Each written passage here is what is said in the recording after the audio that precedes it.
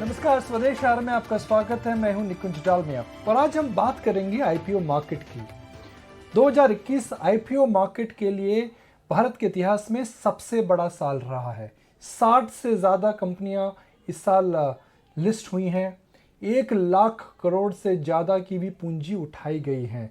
तो इस साल क्या खट्टी यादें हैं, क्या मीठी यादें हैं, क्या बड़े ट्रेंड्स हैं, किन कंपनियों ने आउट परफॉर्म करा, क्यों करा और किन कंपनीज को मार्क पड़ी, इस बात को रिकैप करते हैं। ऐसा क्यों हुआ और 2022 को लेकर के हमें इस साल आईपीओ मार्केट से क्या लेसन्स, क्या ट्रेंड्स और क्या सबक सीखने को मिल रहे हैं। मैं सबसे पहले बात करता हूं कि एक बड़ा ट्रेंड क्या था। इस साल का आईपीओ मार्केट का सबसे बड़ा ट्रेंड था कि हमने देखा कि आखिरकार हिंदुस्तान की स्टार्टअप अर्थात इंटरनेट कंपनीज की लिस्टिंग हुई।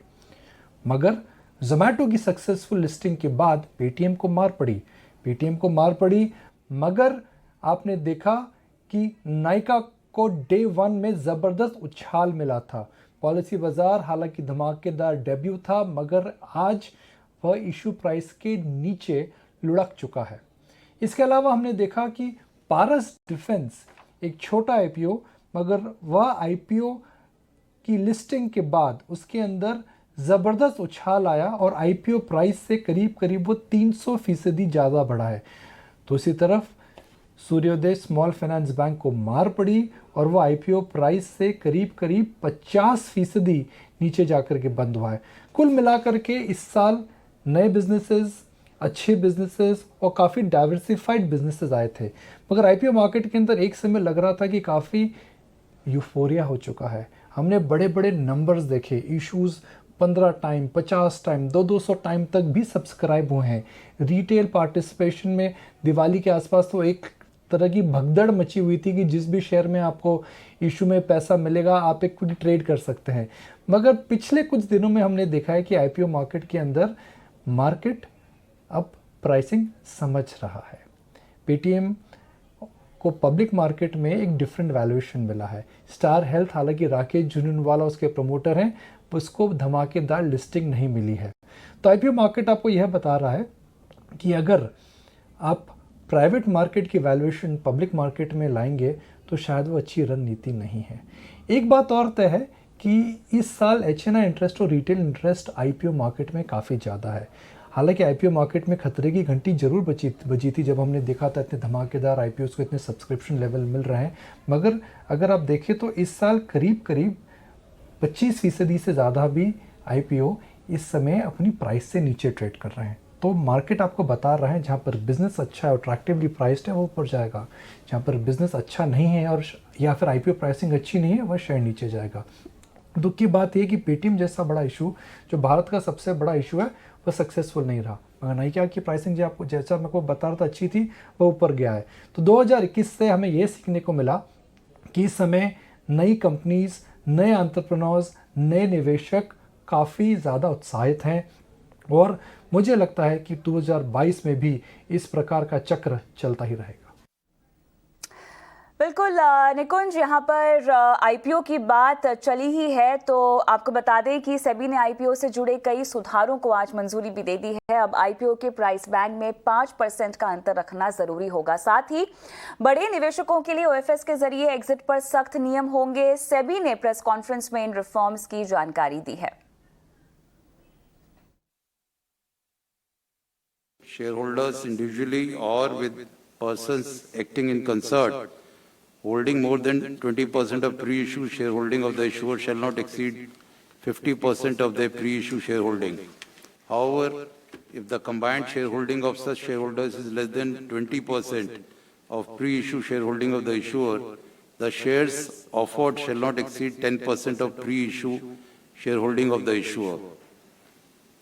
Next is regarding monitoring agency and reporting on utilization of issue proceeds.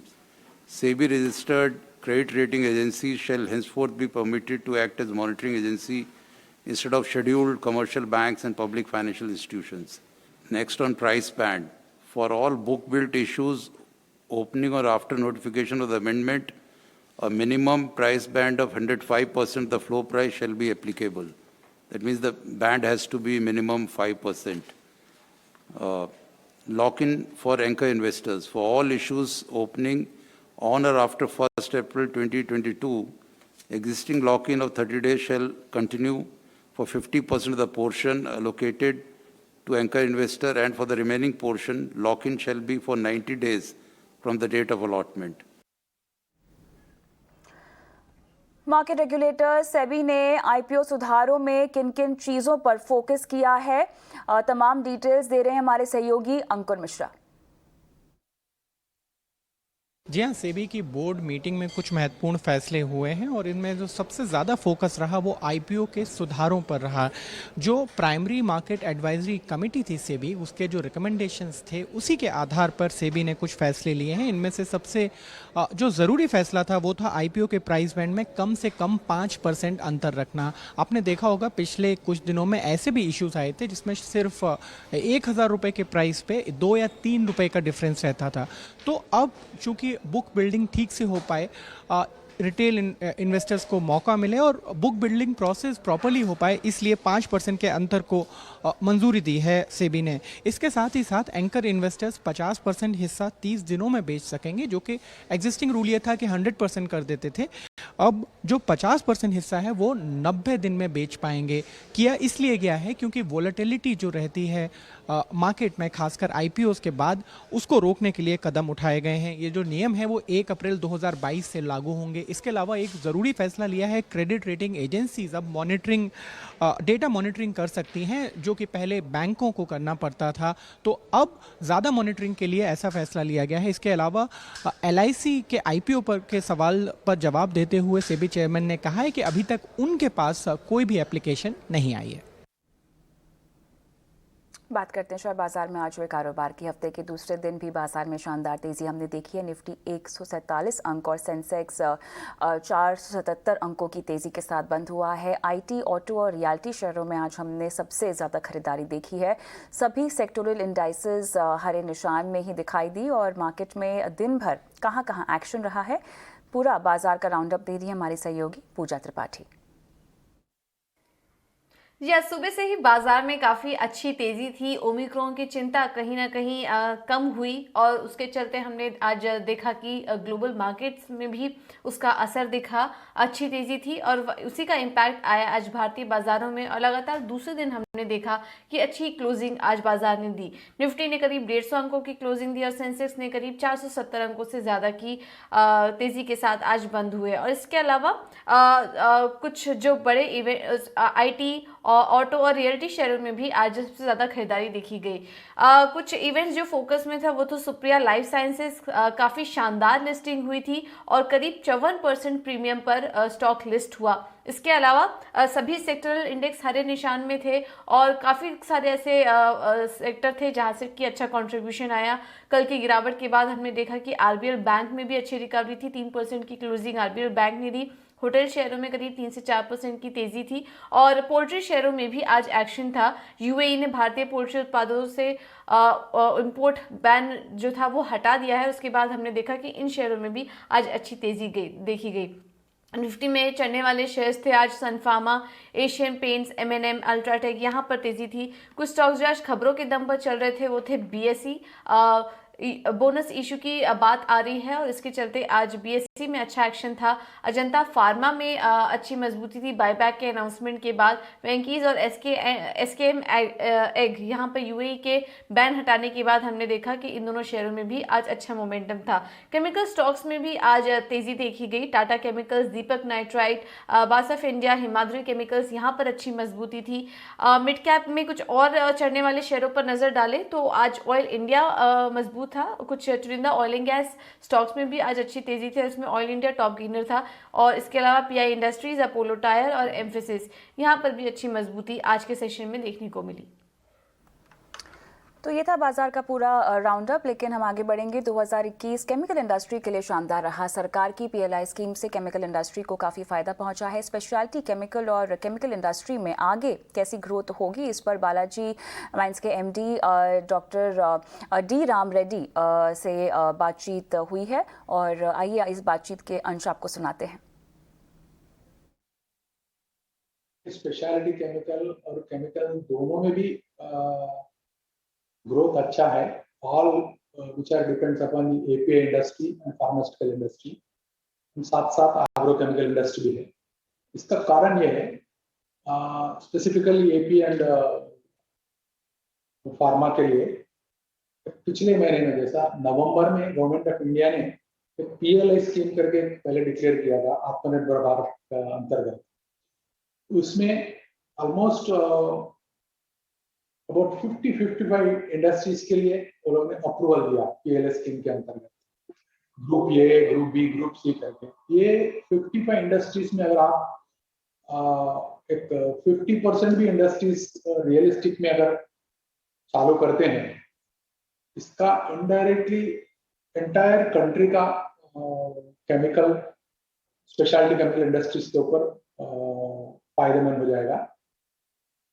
और ये जो पैंडेमिक सिचुएशन में जो प्रॉब्लम फेस की है सभी pharma AP industry, even chemical intermediate industry भी जो फेस किया है, बिकॉज दी चाइना से जो आना बंद हो गया, उस वजह से भी बहुत सारे इंडस्ट्रीज PLI स्कीम बोलो या इन नॉर्मल एक्सपेंशन में भी everybody has taken the expansion plans for developing these new intermediates. नए इंटरमीडिएट जितने भी लगेंगे जो अपन चाइना के ऊपर डिपेंड होते थे, वो स्लोली इंडिया में डेवलप होना शुरू हो गया, जिसका फायदा आपको अगले साल 2 साल में दिखेगा।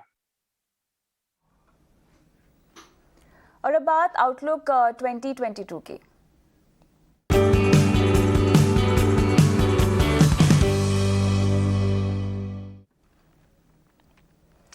2021 में किन कंपनियों और ग्रुप के मार्केट कैप में जोरदार उछाल दिखा, कौन रहा वेल्थ क्रिएटर, बताने के लिए हमारे सहयोगी जयेश जुड़ गए हैं। तो जयेश, किस ग्रुप के मार्केट कैप में जबरदस्त ग्रोथ दिखी है, किन कंपनियों ने शेयर धारकों के जबरदस्त वेल्थ क्रिएट किए हैं? सबसे पहले मैं बात करना चाहूँगा टाटा ग्रुप की, जो सबसे बड़ा कॉर्पोरेट हाउस है इंडिया का। इसके मार्केट कैप में आपने 50% का इजाफा देखा है, लगभग 23-24 लाख करोड़ रुपए का मार्केट कैप हो गया है। सारी 25 कंपनीज जो लिस्टेड है उनको जुटाकर। और अडानी ग्रुप स्टैंड आउट करता है यहाँ पर, क्योंकि उनका मार्केट कैपिटलाइजेशन जो है वो डबल से ज़्यादा बढ़ के लगभग 10 लाख करोड़ के आसपास हो गया है। और अगर मैं बात करूँ बिरला ग्रुप और महिंद्रा ग्रुप की, तो 40 से 50% का इजाफा देखने को मिला है इनके मार्केट कैपिटलाइजेशन में। HDFC ग्रुप जो काफ़ी नामचीन ग्रुप है इंडिया का, उसमें उसके मार्केट कैपिटलाइजेशन में अपने सिर्फ 3% का इजाफा देखा है 2021 में।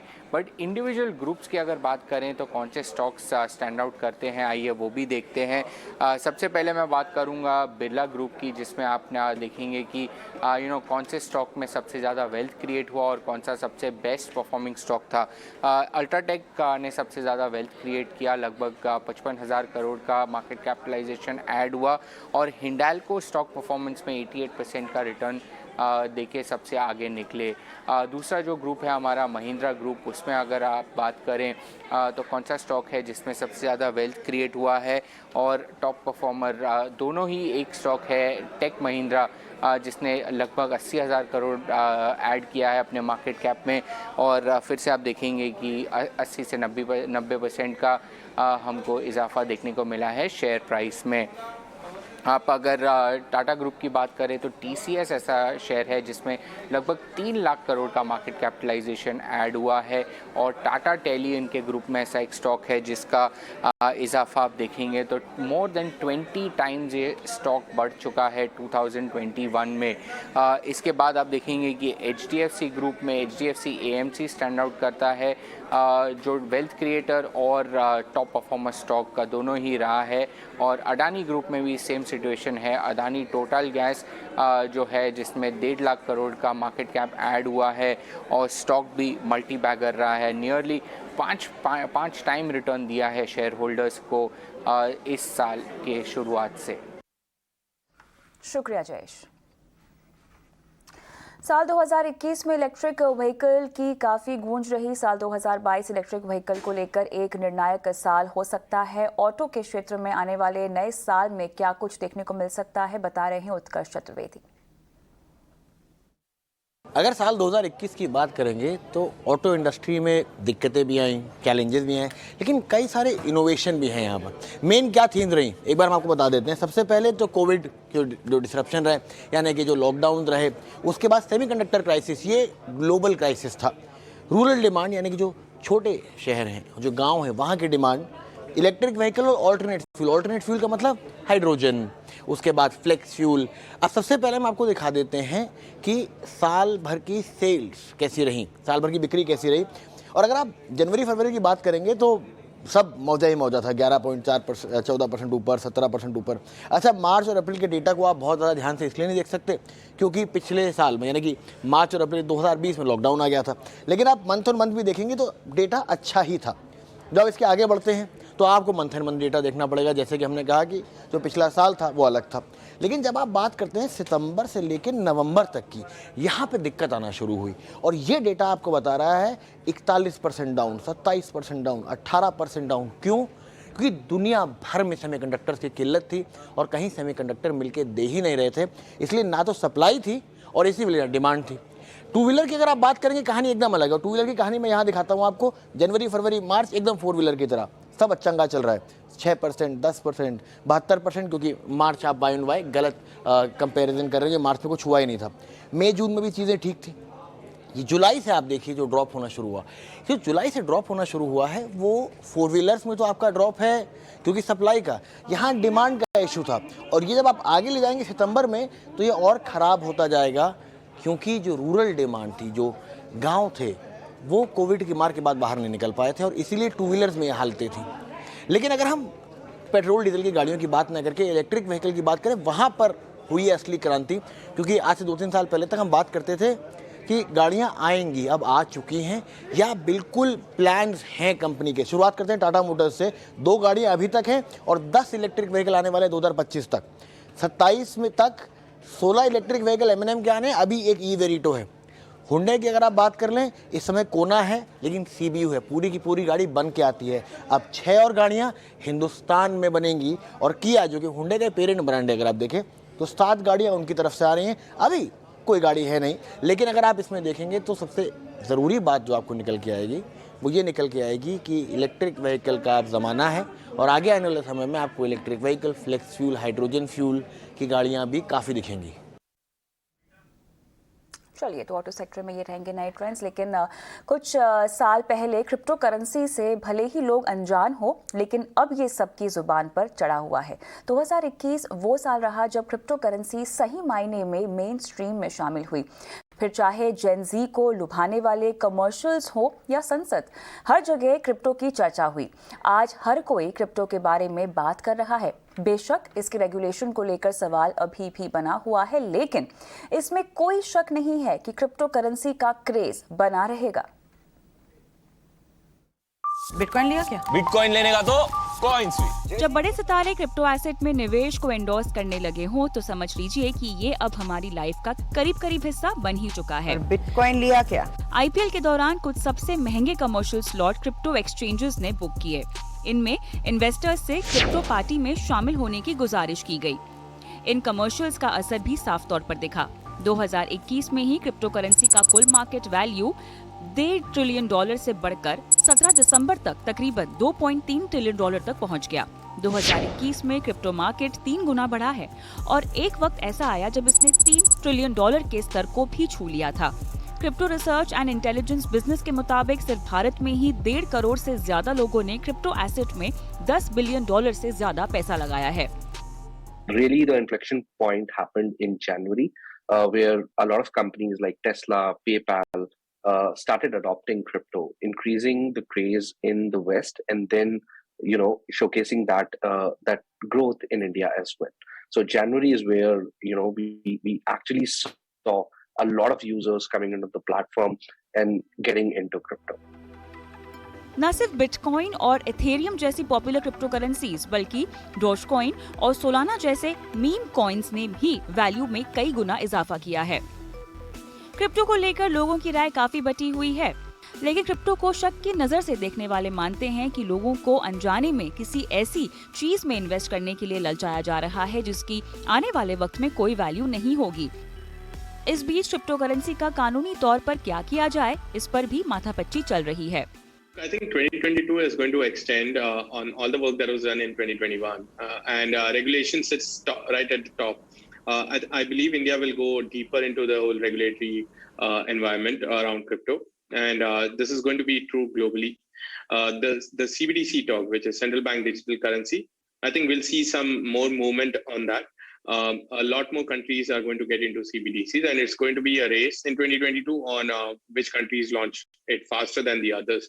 So this year is going to be really crucial for cryptos to go to the next level in terms of adoption and stability. लाखों इन्वेस्टर्स का ये अनुमान है कि गवर्नमेंट क्रिप्टो का यूज एज करेंसी तो नहीं लागू करेगी, लेकिन उसका सेल और परचेज भी बैन नहीं करेगी।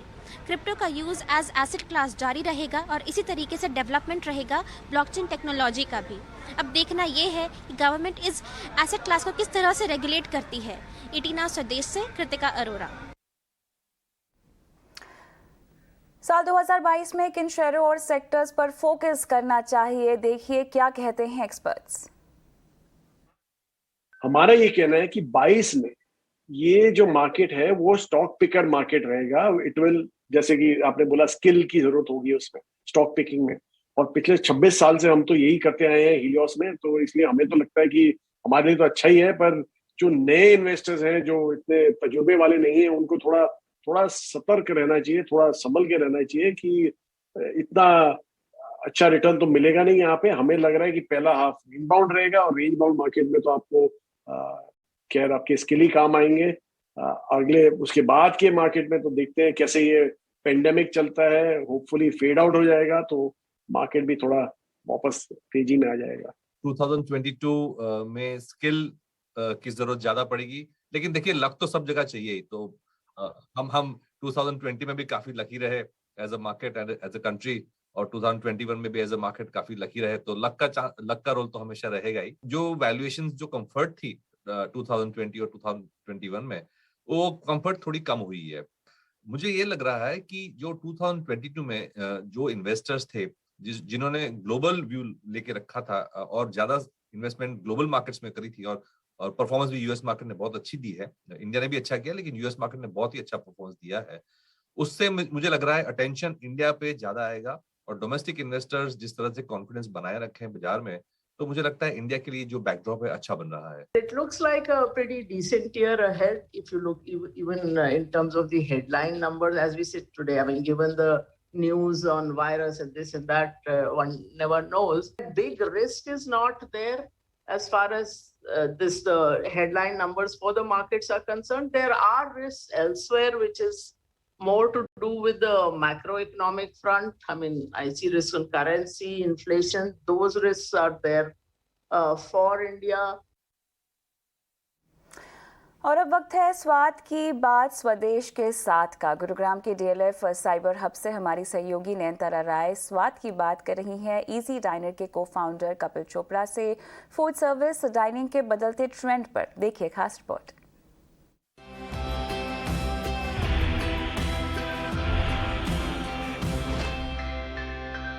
हेलो, मैं हूं नयनतारा राय। आज मैं हूं DLF साइबर हब में। ये है गुड़गांव का एक बहुत ही बड़ा हॉटस्पॉट। मुझे बहुत भूख लगी थी और मैं आई यहाँ लंच के लिए अपने गेस्ट के साथ। ये है कपिल चोपड़ा, को founder easy dinar. Easy dinar एक ऐप है जिसके पे आप जा सकते हैं, रेस्टोरेंट्स पे बुकिंग कर सकते हैं, आपको डील्स मिलती हैं। अगर आप बिल को अपलोड करेंगे और इजी डाइनर में पे करेंगे तो डिस्काउंट भी मिलता है। आजकल तो सब लोग डिस्काउंट की बात करते हैं। Kapil, first up thank you very much, आपने हमको यहाँ इंटरव्यू दे रहे हैं। पहले कुछ चीज़ बताइए, अंग्रेजी में हम बोलते हैं रिवेंज डाइनिंग, मुझे ये नहीं मालूम हिंदी में क्या बोलते हैं, लेकिन रिवेंज डाइनिंग की अगर हम बात करेंगे, सही है गलत है? देखिए, रिवेंज डाइनिंग से ज़्यादा ये है कि लोग इतने महीनों से घरों के अंदर बंद पड़े हैं, बाहर नहीं जा पा रहे हैं, घर पे ही खाना खा रहे हैं, बेड पे बैठ के खा रहे हैं, डाइनिंग जैसे हम भी तो बाहर आए हैं। अब हम लोग बाहर आए हैं, वरना पहले हम जूम इंटरव्यू करते थे। तो अब हम लोग बाहर आए हैं, हम बाहर बैठे हुए हैं, सनशाइन बहुत अच्छी है, धूप में बैठे हुए हैं, खाना एंजॉय कर रहे हैं।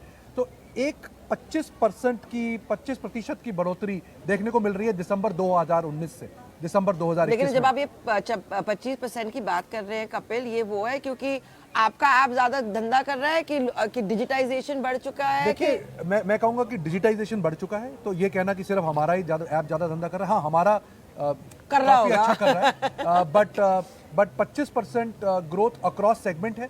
चाहे आप एक बर्गर खाने जाते हैं, चाहे आप एक कॉफी पीने जाते हैं, चाहे आप एक वियतनामीज रेस्टोरेंट में आते हैं, चाहे आप एक 5 स्टार होटल में जाते हैं, 25% growth across the board, across cities, Delhi से लेके पटना और चेन्नई से लेके जलंधर तक हमें पूरा नजर आ रहा है। तो जैसे अब लोग ज्यादा जा रहे हैं खाना खाने के लिए, ये क्या सिर्फ बड़ों शहर का फिनोमेना है कि मैं सोचूंगी कि तो छोटे शहरों में तो इतना कम हुआ भी नहीं होगा कि हुआ था कम?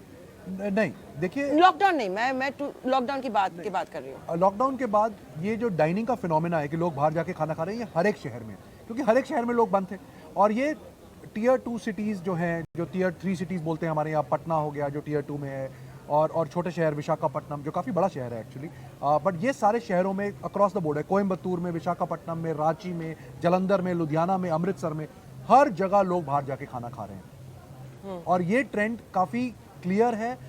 एक चीज जो अलग नैनतारा में देखने को मिली है, पर इस बार लोग रिजर्वेशन बना के जा रहे हैं। अब लोग 1 घंटा पहले, आधा घंटा पहले अपना टेबल बुक करते हैं, उसके बाद रेस्टोरेंट में जाते हैं। क्यों? क्योंकि वो चाहते हैं कि आउटडोर टेबल मिले, क्योंकि उनको सेफ है कि टेबल मिले, या जो भी उनको 50-60 लोगों के साथ बाहर नहीं खड़ा होना, उनको वेट नहीं करना, फैमिली का थोड़ा ध्यान रखना है, थोड़ा फ्रेंड्स को भी आपस में ध्यान धंधा रखना वापस आ चुका है कि बाहर 50 लोग वेट कर रहे हैं। आपको इस समय फ्राइडे को, सैटरडे को, संडे को आपको कहीं टेबल किसी भी शहर में, किसी भी अच्छे रेस्टोरेंट में नहीं मिलेगा अगर आप उसको पहले बुक ना करें।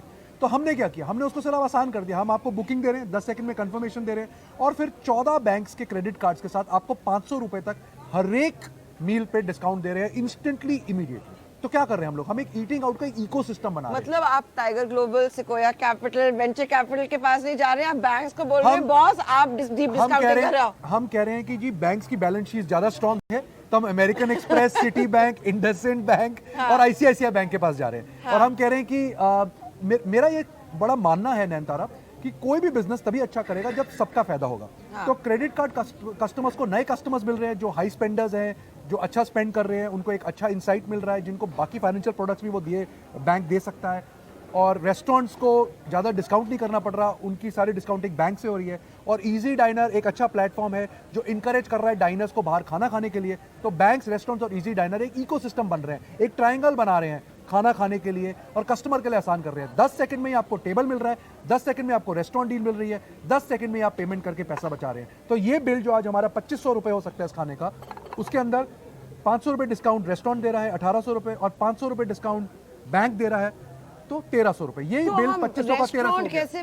एक जगह रेस्टोरेंट बोलते हैं हम मर रहे हैं, हमारे पास धंधा नहीं था, 2020 का पैंडेमिक, ये हो गया वो हो गया, ऊपर से वो डिस्काउंट भी दे रहे हैं।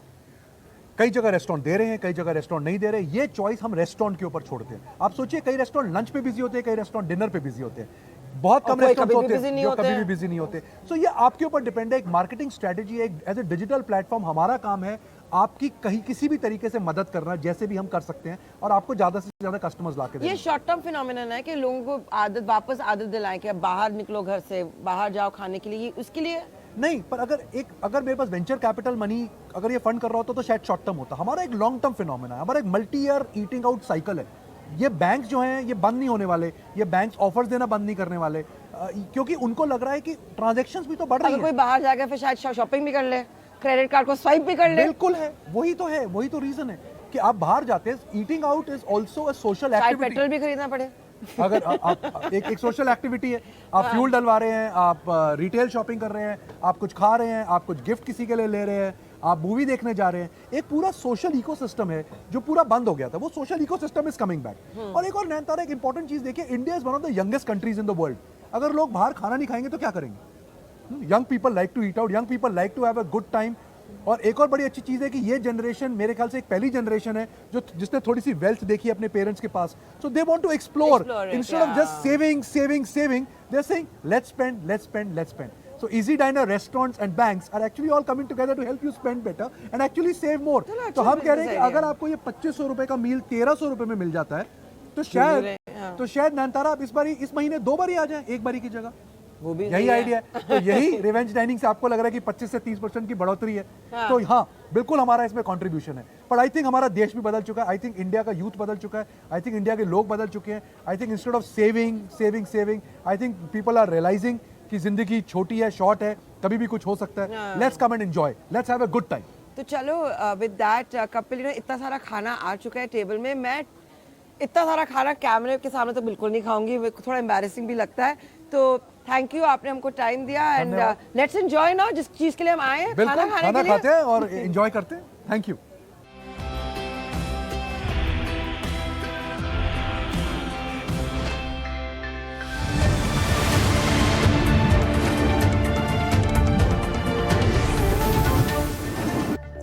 बात करते हैं ओमिक्रॉन केसेस की। देश में ओमिक्रॉन तेजी से फैल रहा है। अब तक 21 राज्यों और केंद्र शासित प्रदेशों में ओमिक्रॉन ने अपनी मौजूदगी दर्ज करा दी है और ओमिक्रॉन वेरिएंट के 653 मामले भी सामने आए हैं, जबकि 186 लोग इसके ठीक भी हो चुके हैं।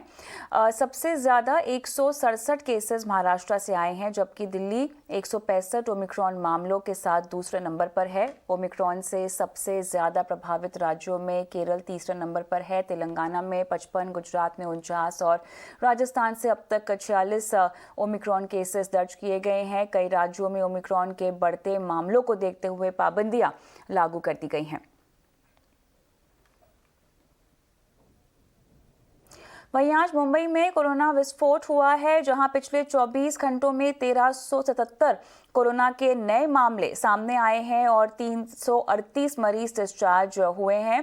कुल मिलाकर अब तक मुंबई में 5803 कोरोना के एक्टिव मरीज हैं, जबकि एक दिन पहले सोमवार को 809 कोरोना के केसेस आए थे। पूरे महाराष्ट्र की बात करें तो आज कुल 2172 केसेस सामने आए हैं। दिल्ली में आज 196 नए मामले आए हैं और दिल्ली में इस दौरान एक मरीज की मौत भी हुई है। दिल्ली में ये आंकड़ा 4 जून के बाद सबसे ज़्यादा है। राष्ट्रीय राजधानी में अब संक्रमण की जो दर है वो 0.89% पर पहुंच गई है।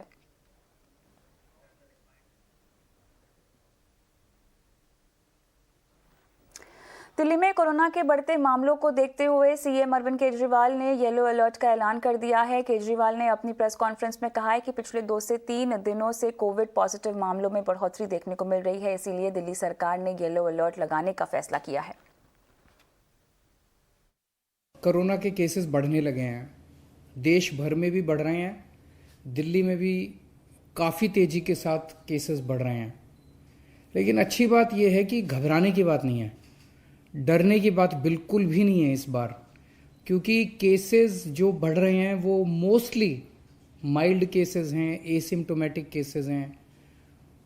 अधिकतर केसेस में ना तो अस्पताल जाने की ज़रूरत पड़ रही है, ना ऑक्सीजन की ज़रूरत पड़ रही है, ना आईसीयू की ज़रूरत पड़ रही है, ना वेंटिलेटर की ज़रूरत पड़ रही है। अगर 0.5% से ज़्यादा पॉजिटिविटी रेट होगा 2 दिन तक लगातार, तो ऐसे हालात के अंदर येलो लेवल आ जाएगा, एक लेवल 1 आ जाएगा और उसमें हम ये चीज़ें बंद करेंगे। तो 0.5% से ज़्यादा 2-3 दिन से चल रहा है, इसीलिए लेवल 1 जो है ग्रेडेड एक्शन प्लान का, उसको लागू करने का निर्णय लिया गया है। कुछ चीज़ों के ऊपर पाबंदियां लगाई जा रही हैं। राजधानी दिल्ली में कोरोना के नए वेरिएंट ओमिक्रॉन के बढ़ते मामलों को देखते हुए पाबंदियां और सख्त कर दी गई हैं, जिसको लेकर हमारे संवाददाता ने लोगों से बात की और उनका रिएक्शन जानने की कोशिश की। राजधानी दिल्ली में कोरोना के बढ़ते हुए मामलों के बीच में अब एक्शन में सरकार है और एक्शन में येलो अलर्ट भी है। आप सोचिए अब दिल्ली में बहुत से ऐसे बदलाव होंगे क्योंकि लगातार कोविड के मामले बढ़ रहे थे। 6 महीने से जितने आंकड़ा नहीं था कोविड का वो हमें देखने को मिला। अगर रविवार और सोमवार की हम बात करें तो उसमें भी वो मामले बहुत ज़्यादा थे और अब दिल्ली में कर्फ्यू लग गया है। आप जानते हैं कि रात को 11 से 5 बजे तक का वो समय था, उसमें भी बदलाव किया गया है। अब दिल्ली में रात को 10 बजे से लेकर 5 बजे तक कर्फ्यू रहेगा। एक्शन नया लिया गया है, कर्फ्यू लगाया गया है, सिनेमा घर तक बंद कर दिए गए हैं और इवन दुकानों पे लगाया गया है। वो सब जानकारी हम अपनी जनता को तो देंगे ही देंगे, लेकिन आपको इस वक्त क्या लगता है कि जो ये कदम उठाया गया है ज़रूरी था? बहुत ज़रूरी था ये कदम, और मैं तो कहता हूँ इससे भी और स्ट्रिक्ट कदम उठने चाहिए। दिल्ली में एक बार फिर से वही सिनेमा घर भी बंद है, ऑड इवन लागू किया गया है। अभी जो हालात चल रहे थे उसको देखते हुए क्या लग रहा है, सही है कैसे? सही करा है। जो गवर्नमेंट ने जो डिसीजन लिया है उन्होंने कुछ सोच समझ के ही लिया होगा। अब देखते हैं कि लोग कितना मानते हैं। सबका दायित्व है, राज्य सरकार केंद्र सरकार अपना काम कर रही है, लोगों का अपना अलग दायित्व है। लेकिन बाजार में इस वक्त अगर आप उतरेंगे तो आपको वो नए समय मैंने बता दिए हैं कि 8 बजे तक रहेंगे। जो साप्ताहिक बाजार आपके घर के आसपास लगते हैं उनके बारे में भी जानकारी देता हूं। तो वो सिर्फ ऑथराइज्ड जो मार्केट्स हैं वही खुल पाएंगे। आपका हर कोई सोम बाजार बुध बाजार जो आपके घर के पास लग जाता था वो अभी इस वक्त नहीं खुलेगा अगले आदेश तक। और उसके साथ साथ शादी की जो बात करते हैं आपको कहीं पार्टी में जाना है और वहां पर कितने लोग होंगे, तो वहां पर सिर्फ 20 लोगों की ही अनुमति होगी। कोरोना नए नए रूप बदलकर लोगों के बीच खतरा बढ़ा रहा है, तो हमारे वैज्ञानिक भी उसी तरह से इस वायरस से निपटने के लिए वैक्सीन तैयार कर रहे हैं। और इसी कड़ी में 2 ओमिक्रॉन से लड़ने के लिए 2 और वैक्सीन तैयार हो चुकी हैं। देखिए खास रिपोर्ट।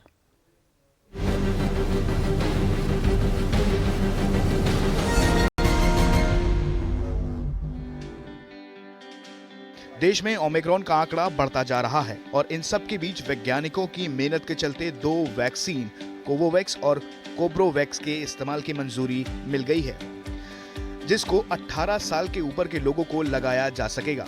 यह खुशखबरी स्वास्थ्य मंत्री मनसुख मंडाविया ने ट्वीट करके दी है। इन 2 वैक्सीन के अलावा एक एंटी वायरल ड्रग मोलनुपिराविर को भी मंजूरी मिल गई है, जिसे देश में 13 कंपनियां बनाएंगी। इसका इस्तेमाल इमरजेंसी में कोविड मरीजों के इलाज के लिए किया जाएगा। इमरजेंसी सिचुएशन का अप्रूवल दिया है। सबसे पहली वैक्सीन जिसको अप्रूवल मिला है वो है कॉर्बेवैक्स, जो एक इंडियन कंपनी है बायोलॉजिकल ई, उसको मैन्युफैक्चर करती है। साथ ही कोवोवैक्स को SII मैन्युफैक्चर करती है। बहरहाल अब भारत में 8 कोरोना वैक्सीन को मंजूरी मिल चुकी है, जिसमें Covaxin, Covishield, Johnson and Johnson, Moderna, Sputnik V, जाइस वैक्सीन, कोवोवैक्स, कोबीवैक्स वैक्सीन शामिल हैं। ET नाउ स्वदेश।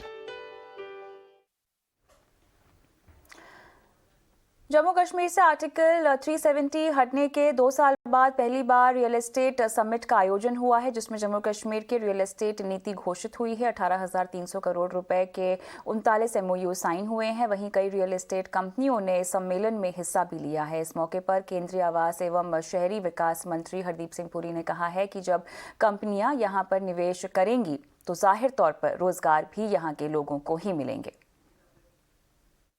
पिछली बार जब मैं आया था मैंने उस समय बात की थी रेरा की, मैंने बात की थी मॉडल टेनेंसी एक्ट की, मैंने अपनी योजनाओं की बात आपके सामने रखी थी। और बहुत खुशी से मैं कहना चाहता हूं, मुझे बहुत गर्व है कि आपने सबको इंप्लीमेंट कर दिया, रेरा को भी, मॉडल टेनेंसी एक्ट को भी।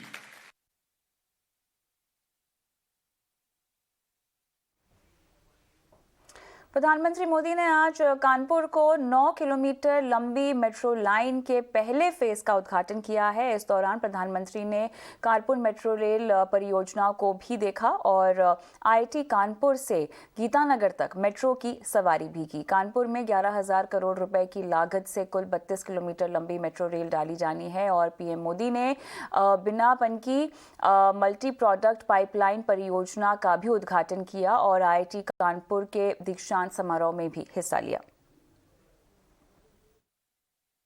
आज कानपुर के लिए दोहरी खुशी का दिन है। आज एक तरफ कानपुर को मेट्रो जैसी सुविधा मिल रही है, वहीं दूसरी ओर IIT कानपुर से टेक्नोलॉजी की दुनिया को आप जैसे अनमोल उपहार भी मिल रहे हैं। चलिए अब रुक करेंगे मनी मंत्रा की ओर, जहां पर हम आपको मिला रहे हैं आज नेहा नागर, इन्फ्लुएंसर हैं और 2022 मिलेनियल्स के लिए क्रिप्टो करेंसी और NFT के लिहाज से किस तरह से मायने रखता है और क्या क्या नए डेवलपमेंट्स यहां पर देखने को मिल सकते हैं, जानिए।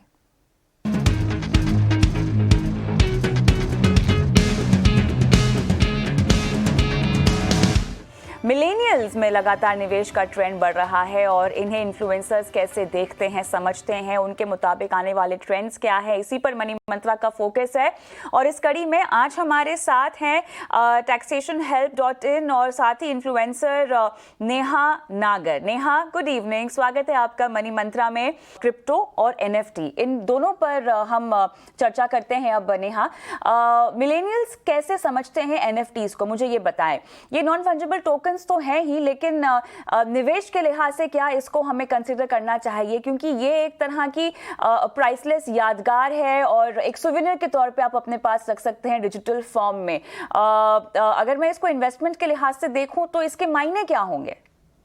इन्वेस्टमेंट पर्पज से या फिर क्यों हम अट्रैक्ट हो रहे हैं, मिलेनियल्स क्यों अट्रैक्ट हो रहे हैं, क्योंकि उन्हें क्विक मनी दिख रहा है कि आपका एक महीने में पैसा 10x हो रहा है, 100x हो रहा है, और रोज कोई नई NFT लॉन्च हो रही है, रोज नया कोई क्रिप्टो लॉन्च हो रहा है। तो उनको लग रहा है कि अगर वो नए क्रिप्टो में अभी से पार्ट ले लेंगे NFT में, तो हो सकता है आने वाले एक महीने में उन्हें अच्छा खासा रिटर्न दे। तो नंबर 1 रीजन तो यही है कि उन्हें रिटर्न चाहिए और क्विक रिटर्न चाहिए, क्योंकि मिलेनियल्स उनके पास ज्यादा फंड्स भी नहीं है, तो उन्हें कम अमाउंट में ज्यादा रिटर्न चाहिए। वो कहीं नहीं मिलेगा, वो आपको NFT या क्रिप्टो मार्केट ही दे रही है, जो हम पिछले 1-2 साल से ऑब्जर्व कर रहे हैं। और इंडिया में जो क्रिप्टो का बूम आया वो पिछले 1-2 साल से ही आया है, जो ऑब्जर्व किया है। तो हुआ यूं है कि 2020 और 2021 में काफी सारे लोग थे जो सिर्फ दूर दूर से देख रहे थे कि अच्छा क्रिप्टो मार्केट है, NFT मार्केट है, स्टॉक्स है। बट 2022 में वो एक्चुअली शायद अपना फर्स्ट इन्वेस्टमेंट करेंगे कि अच्छा उन्होंने अच्छे से समझ लिया है, ऐसे ऐसे चीजें होती है, लॉन्ग टर्म में ये चीजें बढ़ने ही वाली है, तो वो इन्वेस्टमेंट करेंगे। तो मेन रीजन जो मिलेनियल्स का, यंगस्टर्स का NFT से अट्रैक्ट होने का है, वो है क्विक मनी वो बना सकते हैं इस मार्केट में। लेकिन जब भी हम फाइनेंशियल प्लानिंग की बात करते हैं ना नेहा, तो क्विक मनी और इजी मनी इन तरह के शब्दों से लोगों को बचने की सलाह देते हैं, क्योंकि अमूमन लोगों को इन्वेस्टमेंट ऑप्शंस किस तरह से रिएक्ट करेगा, किस तरह से उसकी चाल होगी, इसकी ना बारीकियां नहीं पता होती हैं, इसकी डेप्थ में वो नहीं जाते हैं। और यहाँ पर तो हम NFT और क्रिप्टो की बात कर रहे हैं। ये वही लोग हैं जो म्यूचुअल फंड में निवेश करने के लिए 50 सवाल आपको पूछेंगे, लेकिन क्रिप्टो करेंसी में किसी ने बोल दिया ना, अच्छा बिटकॉइन में लगाना है पैसा, आपके पैसे कल दोगुने हो जाएंगे, तुरंत लगा देंगे। तो हम इस तरह के माइंडसेट से फिलहाल डील कर रहे हैं जब बात आती है इन्वेस्टमेंट की। इजी मनी, जल्दी फायदा, जल्दी रिटर्न, इन टर्म से बचना क्रिप्टो करेंसी और NFT के लिहाज से अगर आप निवेश कर रहे हैं तो कितना इंपॉर्टेंट है? बहुत इंपॉर्टेंट है कविता, क्योंकि अभी जिस मार्केट से हम निकल के आए हैं वहां हमने सिर्फ पॉजिटिव रिटर्न देखे हैं। अभी डाउनफॉल आना बाकी है। अब ये नहीं पता ये डाउनफॉल कब आएगा, 2022 में आएगा, 23 में, 24 में। तो उस डाउनफॉल के लिए प्रिपेयर्ड रहना चाहिए। ये बिल्कुल सही रीजन है कि क्रिप्टो में क्यों यंगस्टर्स आ रहे हैं, क्योंकि क्विक मनी है, ऊपर से उनको ज्यादा समझना नहीं पड़ता है। अगर म्यूचुअल फंड में वो इन्वेस्ट करेंगे उन्हें बहुत सारी चीजें समझनी पड़ेगी, डायरेक्ट क्या होता है, रेगुलर क्या होता है, एक्सपेंस रेशियो, बहुत सारे कॉन्सेप्ट समझने लगेंगे। लेकिन compare to mutual fund, stocks और any other kind of asset class, crypto market हमें इजी लग रही है। और मैं आपको बताना चाहूंगी, जितने मेरे फॉलोअर्स हैं, मुझे ऐसा लगता है कि उन्होंने फर्स्ट जो इन्वेस्टमेंट करी है वो डायरेक्टली क्रिप्टो में किया, ना तो स्टॉक्स में किया, ना म्यूचुअल फंड में। जनरली हम फाइनेंशियल एडवाइजर्स या फाइनेंशियल जो भी एक्सपर्ट है वो एडवाइस करते हैं कि पहले आप म्यूचुअल फंड से अपनी इन्वेस्टमेंट की जर्नी स्टार्ट करो, देन आप मूव करो जो रिस्की असेट क्लास है। लेकिन अब यंगस्टर्स क्या कर रहे हैं, क्योंकि उन्हें इजी लग रहा है, आप 100 रुपीज से इन्वेस्टमेंट स्टार्ट कर सकते हो, इसीलिए वो पहली इन्वेस्टमेंट इन्हीं में कर रहे हैं। लेकिन अभी डाउनफॉल आना बाकी है। तो अगर आप जितना भी अमाउंट कमा रहे हैं और आपको लग रहा है क्विक मनी बना सकते हो, आप एक ही जगह इन्वेस्ट कर रहे हो, तो बहुत गलत कर रहे हो अपने साथ, इवन इफ इट्स क्रिप्टो और इवन इट्स इक्विटी। क्योंकि अगर आप पास्ट परफॉर्मेंस देखोगे तो किसी ईयर में इक्विटी ने अच्छा परफॉर्म किया, किसी में रियल एस्टेट ने, किसी में गोल्ड में। तो ऐसा ना हो कि अगर आप एक ही जगह इन्वेस्ट कर दे और वो मार्केट अगले साल डूब जाए तो आपका सारा पैसा फेस्ट हो जाएगा। हो सकता है नेक्स्ट ईयर आपको कुछ फंड्स की जरूरत पड़े, लेकिन आपके पास कुछ बचेगा ही नहीं। लॉन्ग टर्म में सभी अच्छा पॉजिटिव रिटर्न देंगे, लेकिन शॉर्ट टर्म की अगर बात करें, आपको इमीडिएटली कहीं से फंड्स की जरूरत पड़ जाए तो फिर आप नहीं विड्रॉ कर पाओगे, क्योंकि आपके जो रिटर्न्स है वो तो नेगेटिव में है। तो इसलिए जरूरी है कि हमें एसेट एलोकेशन करना चाहिए, डाइवर्सिफाई करना चाहिए अपने पोर्टफोलियोज को।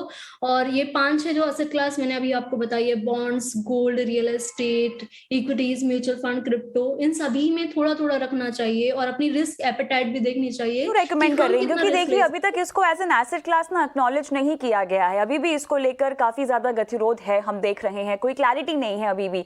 लेकिन फिर भी आपको लगता है कि क्रिप्टो में हमको पैसे डालने चाहिए जिन लोगों को, क्योंकि देखिए यहाँ पर मिलेनियल्स की तो हम बात कर ही रहे हैं जिनका रुझान बढ़ा है, लेकिन अमूमन अक्रॉस एज क्लासेस हमने देखा है कि लोगों में क्रिप्टो को लेकर बहुत ज्यादा रुझान है और दिलचस्पी भी है। फिर भी क्या इसको एसेट क्लास में अभी गिन लेना को ज्यादा जल्दी नहीं होगी, जल्दबाजी नहीं होगी? क्यों ना अपना ट्रेडिशनल बुनियादी पोर्टफोलियो आप पहले बनाएं, जहां पर आप जो एसेट क्लासेस हैं जो हम रेकमेंड करते आए हैं, ट्रेडिशनल ही सही लेकिन वो फंडामेंटली काफी मजबूत हैं, कम से कम उनको लेके आपको ये तो पता है कि एक इतिहास है आपके पास कि ये इस तरह के बाजार में ऐसे रिएक्ट करती हैं, क्यों ना शुरुआत उसी से की जाए?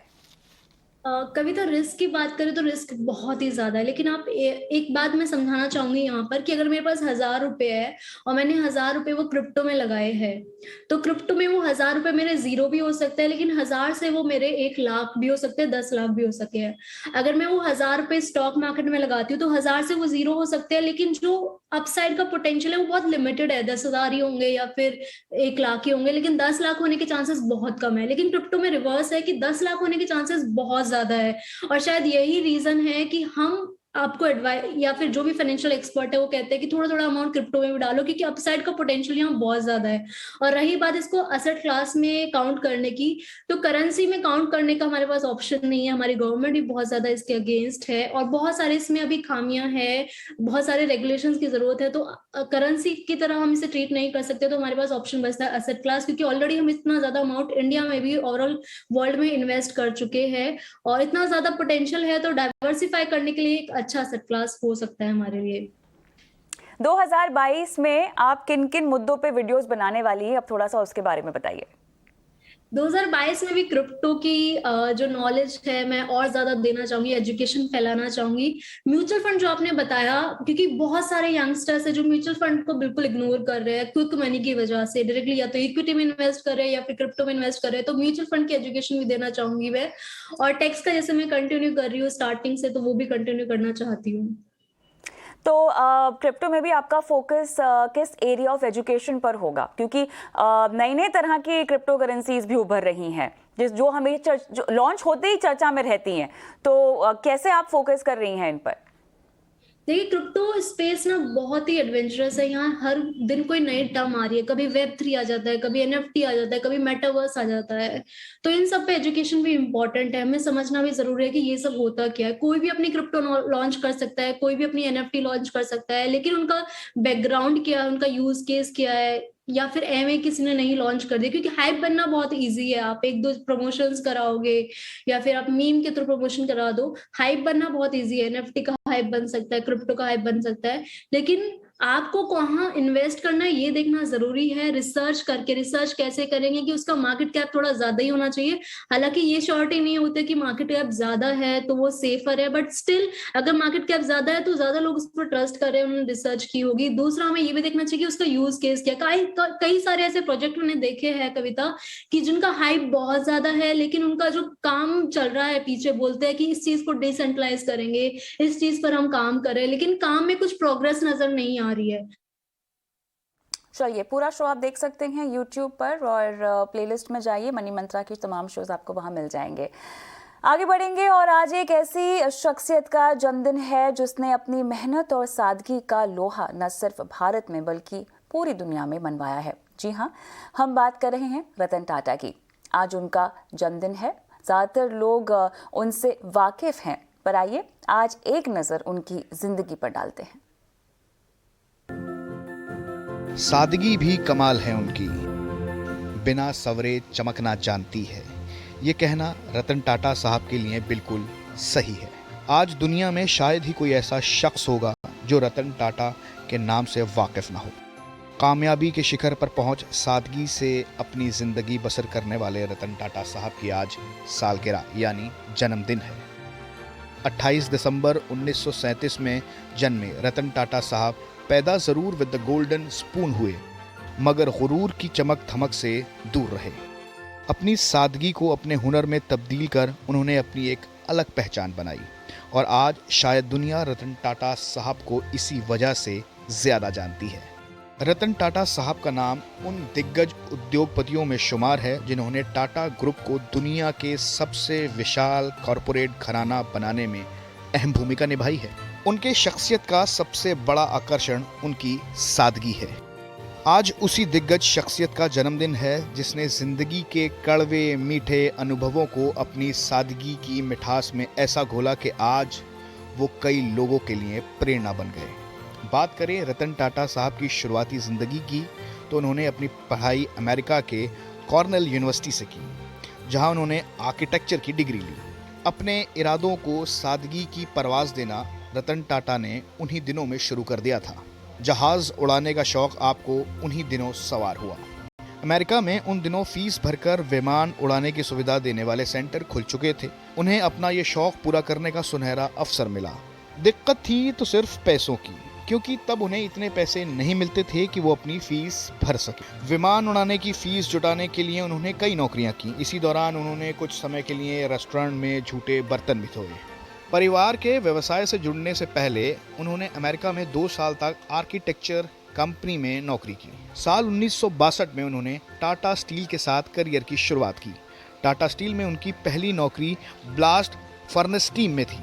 धीरे धीरे अपनी काबिलियत को तराशते तराशते वो टाटा समूह का एक एक पायदान ऊपर चढ़ते गए और साल 1981 में टाटा इंडस्ट्रीज के चेयरमैन बन गए और उन्हें जेआरडी का उत्तराधिकारी चुन लिया गया।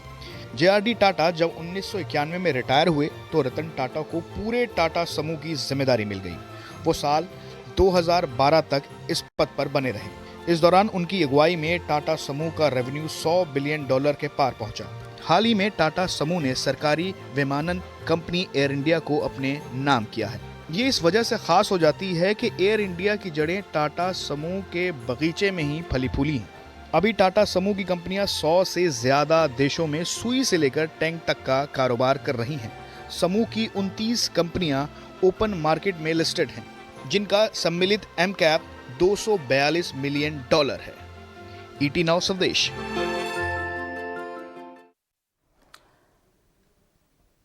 सन pharmaceutical industries limited Andhra Pradesh में एक मैन्युफैक्चरिंग फैसिलिटी बनाएगी और सन फार्मा के फाउंडर दिलीप शांघवी और उनकी टीम ने आंध्र प्रदेश के मुख्यमंत्री वाईएस जगनमोहन रेड्डी से मुलाकात कर फार्मास्यूटिकल क्षेत्र की प्रगति पर चर्चा की।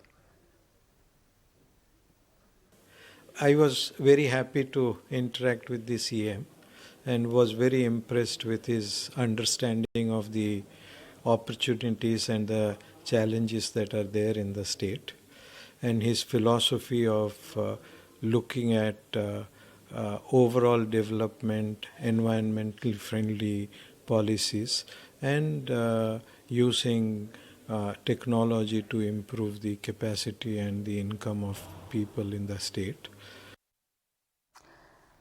और अब चलते चलते कल पर नज़र कहाँ रहेगी आपको बता देते हैं। अमेरिका के पेंडिंग होम सेल्स के आंकड़े आएंगे। अमेरिका के क्रूड ऑयल इन्वेंट्रीज के आंकड़े भी कल आएंगे। प्रधानमंत्री मोदी कल करेंगे मंत्रिपरिषद की बैठक और कल से कानपुर में दौड़ेगी मेट्रो।